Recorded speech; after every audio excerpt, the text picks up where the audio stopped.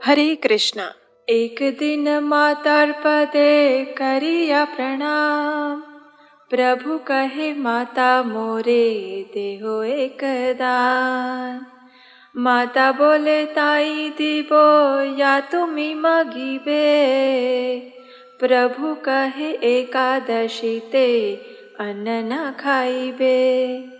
एक बार श्री चैतन्य महाप्रभु ने अपनी माता के चरण कमलों पर गिरकर उनसे प्रार्थना की कि वे उन्हें एक वस्तु का दान दे। उनकी माता ने कहा, मेरे प्रिय पुत्र, जो तुम मांगोगे वही मैं दूंगी। और तब महाप्रभु बोले, प्रिय माता, कृपया आप एकादशी के दिन अन्न ना खाइए। पुरातन समय में कुछ स्मार्त ब्राह्मणों का कथन था कि केवल विधवा स्त्रियों को ही एकादशी का पालन करना चाहिए, लेकिन यहाँ पर श्री चैतन्य महाप्रभु इस बात का खंडन कर रहे हैं कि चाहे सधवा हो या विधवा, प्रत्येक स्त्री को और प्रत्येक व्यक्ति को एकादशी व्रत का पालन करना चाहिए।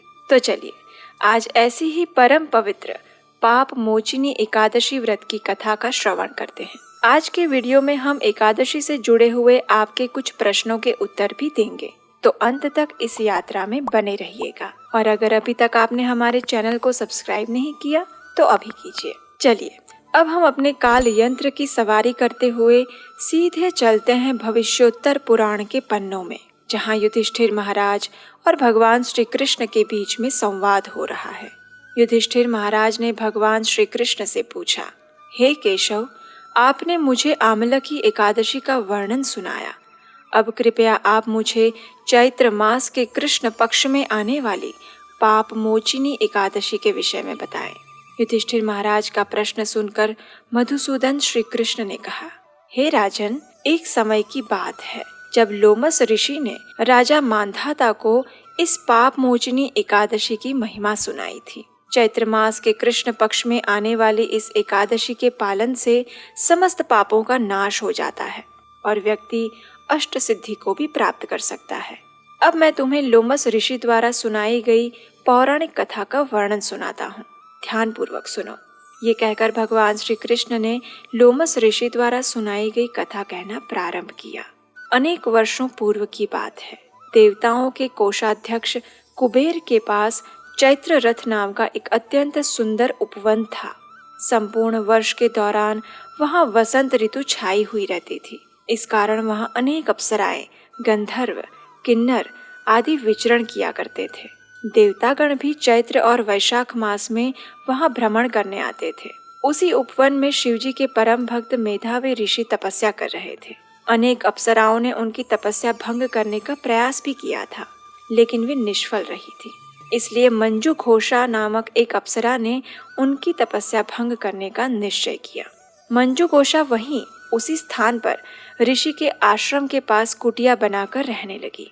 प्रतिदिन वह अपने गायन और नृत्य से ऋषि को आकर्षित करने का प्रयास करती रहती। कुछ समय पश्चात शिवजी के शत्रु कामदेव भी वहां आ गए और वे भी मेधावी ऋषि के ऊपर अपने बाण चलाकर उन्हें परास्त करने का प्रयास करने लगे।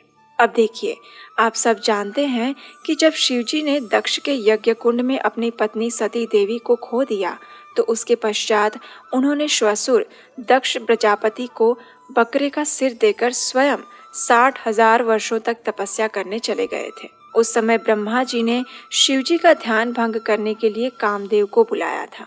कामदेव ने शब्द, स्पर्श, रूप, गंध इत्यादि अपने हर प्रकार के बाणों से शिवजी के ध्यान को भंग करने का प्रयास किया। उस समय शिवजी को कामदेव के ऊपर अत्यंत क्रोध आया और उन्होंने अपने तीसरे नेत्र के द्वारा कामदेव को भस्म कर दिया।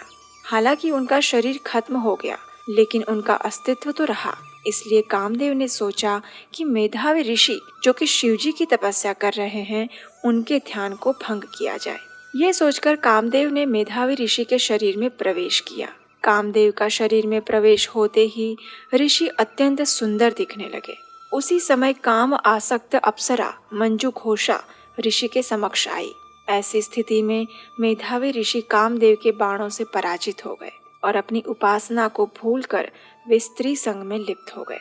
इस प्रकार अनेक वर्ष बीत गए। जब मंजू घोषा ने देखा कि ऋषि का पतन हो चुका है, तो उसने स्वर्ग वापस लौटने का निर्णय किया और ऋषि से आज्ञा मांगते हुए कहा, हे ऋषिवर, अब आप मुझ पर दया करें और मुझे स्वर्ग लौटने की अनुमति दे। मंजू घोषा की बात सुनकर ऋषि ने कहा, हे सुंदरी, तुम अभी संध्या में ही तो आई हो, रात्रि यहीं पर रुक जाओ, प्रातः काल चली जाना। इस प्रकार मंजू घोषा ऋषि के साथ 57 वर्ष 9 महीने और 3 दिन तक रही। लेकिन ऋषि को ये संपूर्ण समय अर्धरात्रि के समान प्रतीत हुआ। जब दोबारा मंजू घोषा ने ऋषि से जाने की अनुमति मांगी तो ऋषि ने फिर से उसे अपने साथ ठहर जाने के लिए कहा। लेकिन अब मंजू घोषा को ऋषि की यौगिक शक्ति का भय लगने लगा था। उसे लगा कि जब ऋषि को वास्तविकता का ज्ञान होगा तो वे अवश्य ही मुझे शाप देंगे। इसलिए उसने प्रेम पूर्वक वाणी में ऋषि से कहा, हे ऋषिवर, आप मेरे साथ गुजारे हुए अपने समय का ध्यान करें।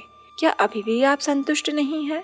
जब मंजू घोषा के ये शब्द सुनकर ऋषि ने काल की गणना की तो उन्हें अपने कर्म पर पछतावा हुआ। उन्होंने क्रोधपूर्ण लेकिन अश्रुपूरित नेत्रों से कहा, अरे अरे, मैंने अपने जीवन के 57 वर्ष व्यर्थ कर दिए। तुमने मेरे जीवन और मेरी तपस्या दोनों का ही सर्वनाश कर दिया। चूंकि तुमने एक पिशाचिनी जैसा व्यवहार किया है, इसलिए मैंने तुम्हें श्राप देता हूँ कि तुम इसी क्षण पिशाच योनि में जाओ।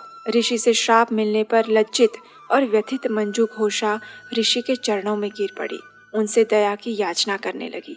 तब ऋषि ने कहा, हे देवी, मैं इस श्राप को वापस नहीं ले सकता। तुमने मेरी तपोशक्ति का विनाश कर दिया है, लेकिन यदि तुम चैत्र मास के कृष्ण पक्ष में आने वाली पाप मोचिनी एकादशी का निष्ठापूर्वक पालन करोगी तो अवश्य ही तुम इस पिशाच योनि से मुक्त हो सकती हो। ये कहकर मेधावी ऋषि अपने पिता च्यवन ऋषि के आश्रम में चले गए। वहां जाकर उन्होंने अपने पिता के चरणों में गिरकर मंजू घोषा के साथ घटित सारा वृत्तांत कह सुनाया और इस प्रकार कहा, हे पिताश्री, मैंने दुर्भाग्यवश एक अप्सरा का संग करके अपने समस्त तपोबल का नाश कर लिया है। कृपया मुझे इस पाप के प्रायश्चित का कोई मार्ग दिखाएं। अपने पुत्र की दयनीय स्थिति को देखकर च्यवन ऋषि ने कहा, हे पुत्र, ये तुमने क्या कर दिया? इस पाप का एकमात्र प्रायश्चित यही है कि अब तुम्हें चैत्र मास के कृष्ण पक्ष में आने वाली पाप मोचिनी एकादशी का श्रद्धा पूर्वक पालन करना चाहिए। इससे तुम पाप मुक्त हो जाओगे।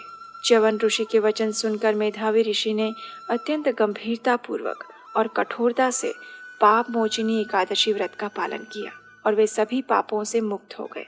मंजू घोषा के द्वारा इस व्रत का पालन करने से उसे पिशाच योनि से मुक्ति प्राप्त हुई और उसने अपना स्वर्गीय देह पुनः प्राप्त किया। कथा का समापन करते हुए लोमस ऋषि ने राजा मंधाता से कहा, हे राजन, इस व्रत के पालन से समस्त पापों का नाश हो जाता है। जो व्यक्ति इस कथा का श्रवण या पठन भी करता है उसे 1000 गायों का दान देने का पुण्य फल प्राप्त होता है और इस व्रत का पालन करने से भ्रूण हत्या, ब्रह्म हत्या, मद्यपान, पर स्त्री संग, गुरु पत्नी संग इत्यादि सभी महापापों से भी मुक्ति प्राप्त होती है। इस एकादशी व्रत का पालन करने की विधि अत्यंत सरल है, जो हमने हमारे पिछले वीडियो में भी बताई है। एकादशी के दिन प्रयास करें कि प्रातः ब्रह्म मुहूर्त में उठकर भगवान की मंगला आरती करें अथवा उसका दर्शन करें। तुलसी देवी को जल अर्पण करके उनकी 4 बार प्रदक्षिणा करें और उनके समक्ष बैठकर अधिक से अधिक हरे कृष्ण महामंत्र का जाप करें।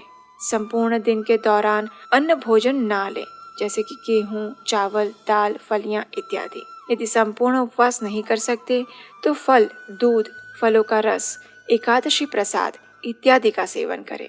दूसरे दिन प्रातः पारण के समय पर किसी भी अन्य प्रसाद के साथ एकादशी व्रत का पारण करें।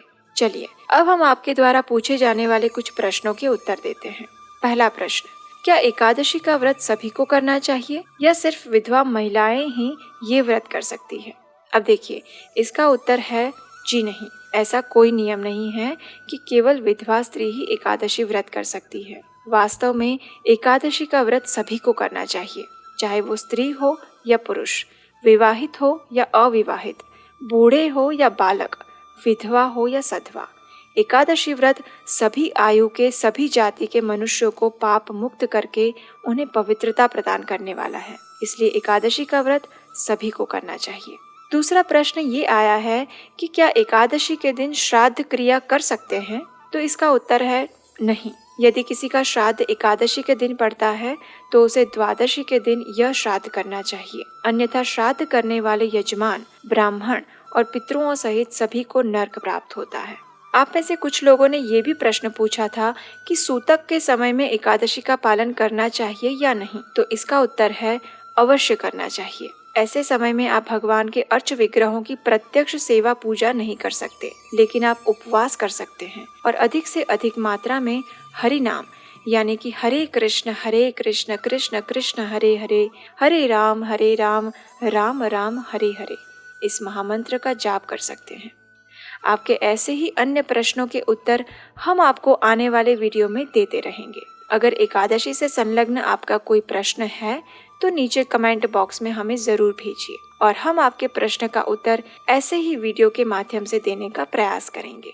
तो चलिए, समस्त पापों का संहार करने वाली और भक्ति मार्ग में अग्रसर होने में सहायता करने वाली इस पाप मोचिनी एकादशी का श्रद्धा और निष्ठा पूर्वक पालन करते हैं और भगवान की विशेष कृपा की याचना करते हैं।